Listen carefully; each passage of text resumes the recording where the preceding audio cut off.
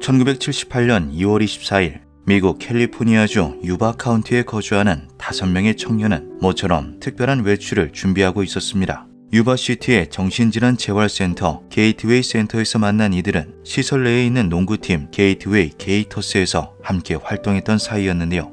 지적장애와 발달장애를 앓고 있는 유순한 성격의 테드 와이어, 약간의 학습장애를 가지고 있으며 평소 주변 친구들을 잘 챙겼던 잭 마두루가, 과잉행동장애를 앓고 있지만 독실한 크리스천으로 병원 환자들에게 성경을 읽어주는 일은 빼먹지 않았던 윌리엄 스털링, 미육군 소속으로 서독 파병까지 갔던 인재였으나 조현병 진단을 받아 전역 후 정신과 진료를 받던 게리 메서스, 무리 중 막내이자 중증의 인지장애와 지적장애를 앓고 있던 잭 휴잇. 비록 다들 정신적인 불편함을 조금씩 가지고 있기는 했지만 누구보다도 열심히 삶을 가꾸어 나가던 순박한 청년들이었죠. 이들은 다음 날인 25일에 있을 스페셜 올림픽의 지역 예선 출전을 앞두고 UC 데이비스 농구팀의 시합을 보고자 했습니다. 무료한 일상을 보내던 청년들에게 이러한 스포츠 관람은 삶의 활력을 불어넣어주는 시간이기도 했는데요. 운전면허를 소지하고 있었던 마두루가의 주도 아래 그의 차량인 머큐리 몬테고에 몸을 실은 이들은 99번 고속도로를 타고 경기 장소인 캘리포니아 주립대학교 치코로 향했죠.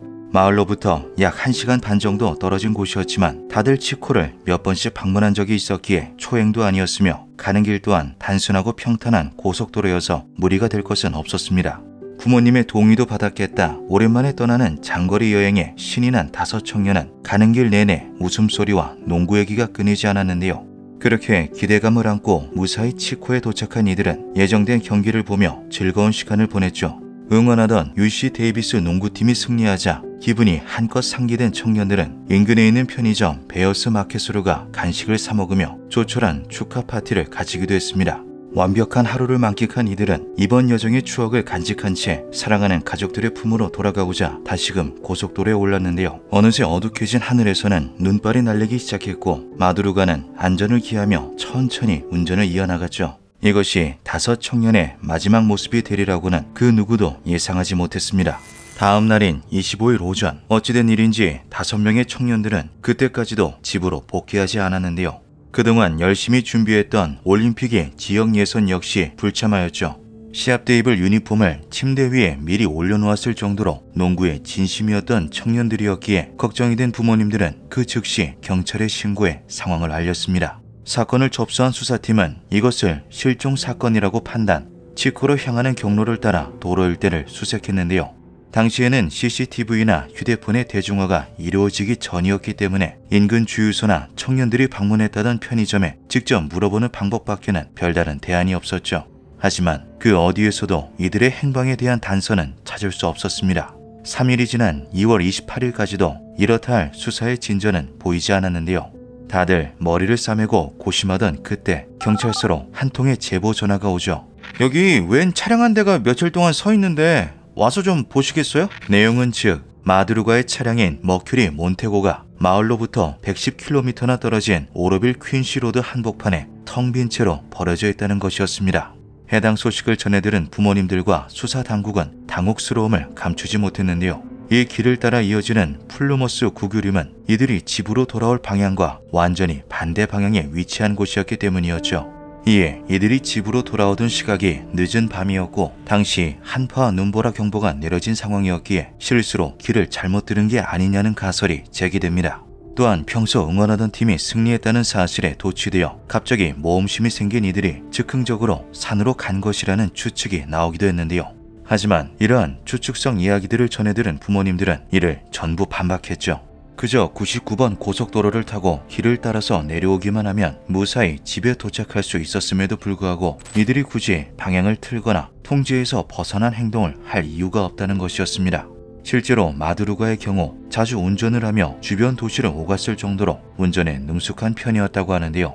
경찰은 차의 외관과 내부를 살펴보면 의문이 해소될 것이라 여겼으나 그럼에도 사건의 갈피는 좀처럼 잡히지 않았죠. 눈 오는 날 그것도 산속 깊은 곳까지 진입한 차치고는 긁힌 자국 하나 없을 정도로 멀쩡했으며 기름도 4분의 1 이상 남아있었기 때문이었습니다. 이는 차량에 어떠한 결함이 있거나 연료 부족으로 멈춰선 것이 아니라는 점을 시사했는데요. 차의 앞바퀴가 눈더미에 약간 걸려있는 것으로 보였지만 성인 남성이 조금만 힘을 주어 밀면 충분히 꺼낼 수 있는 수준이었죠. 하지만 그들은 눈더미에서 빠져나오려는 시도조차 하지 않은 것으로 보였습니다. 사라진 이들이 차량에서 묵은 듯한 흔적도 보이지 않았으며 5명은 차량이 멈춰선 직후 무슨 이유에선지 영화의 추위 속으로 다 같이 뛰어드는 선택을 한 것으로 추측되었는데요. 꼬리를 무는 의문을 뒤로한 채 경찰은 문제의 머큐리 몬테고를 기점으로 반경 일대를 수색하기 시작했죠. 그러나 아무리 산속을 샅샅이 뒤져도 사람은커녕 작은 흔적 하나조차 찾을 수 없었습니다. 성인 남성 5이 눈보라와 함께 증발해버렸다는 소식은 삽시간에 유바 카운티 전역으로 퍼져나갔고 언론은 이 사건에 유바 카운티 5라는 이름을 붙여 연일 보도를 이어나갔는데요. 며칠 후 경찰서에 아주 기이한 내용의 제보 전화 한 통이 걸려오죠. 실종 당일이었던 1978년 2월 24일 캘리포니아주 세크라멘토에 거주하던 조셉 쇼슨은 가족들과 함께할 스키 여행을 앞두고 사전 답사를 위해 플루머스 구규림으로 향했습니다. 오후 5시 30분경 갑작스럽게 눈보라가 몰아쳤고 오로빌 퀸시로드를 지나던 조셉의 차량이 그만 눈길에 빠져버렸는데요. 재빨리 차에서 내린 조셉은 차 뒤쪽을 밀어 얼른 이곳을 탈출하고자 했죠. 그러나 영하의 날씨에 혈관이 수축한 상태에서 무리하게 힘을 쓴 탓에 갑작스러운 심장 발작이 일어났고 그는 힘겹게 다시 차 안으로 들어가 구조를 기다려야만 했습니다. 불행하게도 눈보라가 치는 겨울날에 이러한 깊은 산지까지 들어오는 차량은 좀처럼 보이지 않았는데요.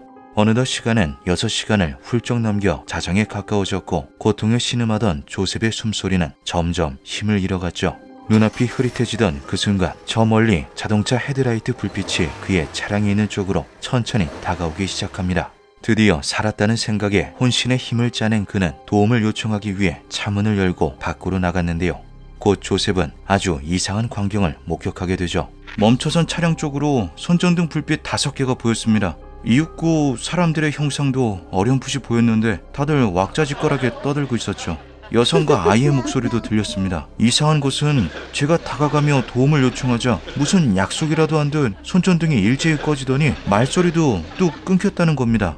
한참을 소리 지르다가 눈보라를 헤치며 헤드라이트가 켜져 있는 차량 쪽으로 다가갔는데 이번에는 차량 안에서 웬 휘파람 소리가 들려왔습니다. 제가 도와달라고 다시 소리치자 다시 한번 모든 소리들이 한순간에 멈추더니 차량의 헤드라이트 불빛도 꺼져버렸어요.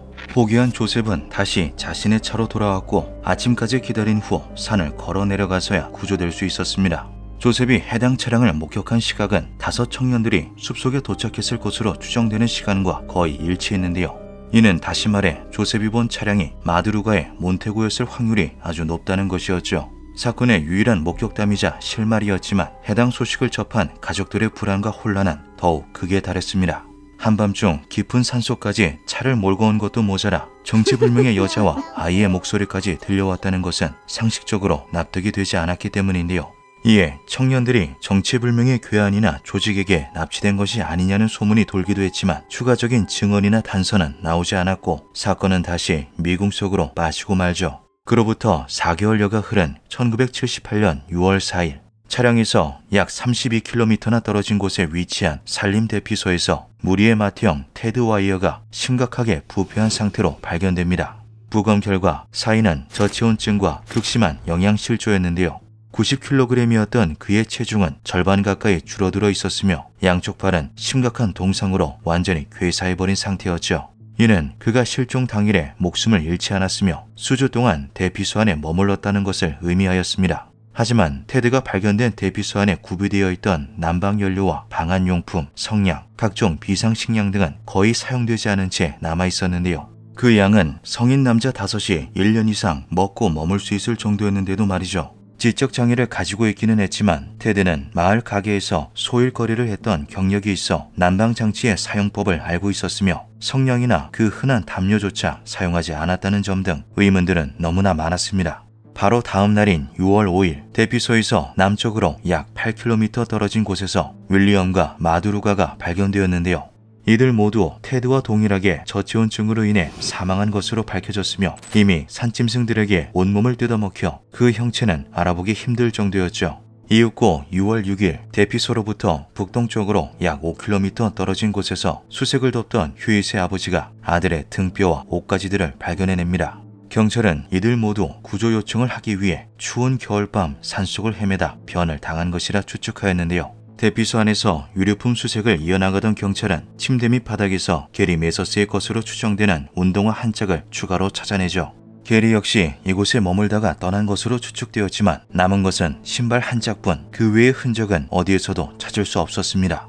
5명이 함께 대피소에 머물다 뿔뿔이 흩어진 것인지 테드와 게리만 대피소에 도착한 것인지 등 사건의 정황은 하나부터 10까지 전부 불분명했는데요. 그나마 가장 가능성 높은 추측을 토대로 사건을 재구성해보면 이러했죠. 5 청년은 무슨 이유에선지 차를 버려두고 한밤중에 설산을 걷기 시작한다. 한참을 걸어나가던 중 몰아치는 눈보라에 윌리엄과 마두로가가 버티지 못하고 지쳐 쓰러진다. 이들을 뒤로하고 앞으로 계속 나아간 테드와 게리, 휴잇은 간신히 대피소를 발견하게 된다.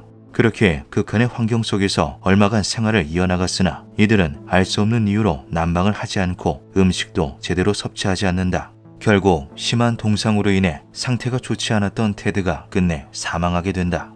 둘이 남게 된 게리와 휴잇은 밖으로 나가기로 결정한다. 하지만 얼마 못 가 휴잇 또한 쓰러져 사망하게 되고 전직 군인 출신으로 신체적으로 가장 강인했던 게리만 혼자 남게 된다. 그렇게 게리는 다시 발걸음을 옮긴다. 경찰은 마지막까지 생존한 것으로 추정되는 게리 메서스가 모든 퍼즐의 열쇠를 쥐고 있을 것이라 생각해 그를 찾기 위해 수색에 더욱 열을 올렸습니다. 하지만 드넓은 산림 그 어디에서도 게리의 흔적은 찾지 못했는데요. 이미 수개월이 지나버린 탓에 행적을 추적하는 것도 불가능했죠. 게리 메서스는 수십 년의 세월이 흐른 지금까지도 행방이 묘연한 상태이며 사라진 5 청년들의 죽음을 둘러싼 의혹들 역시 여전히 풀리지 않고 있습니다. 그날 밤 그들에게는 대체 무슨 일이 있었던 걸까요? 5 청년은 어쩌다가 산길로 들어서게 되었으며 어째서 차를 버려두고 눈 내리는 숲속으로 향했던 건지 조셉이 들었다는 여성과 아이의 목소리는 무엇이었는지 왜 대피소에 도착한 뒤에도 몸을 보존하지 않았는지 게리는 어디로 사라져버린 건지 사건은 숱한 미스터리를 더하는 채 그 자리에 그대로 남아있죠. 기묘한 밤이었습니다.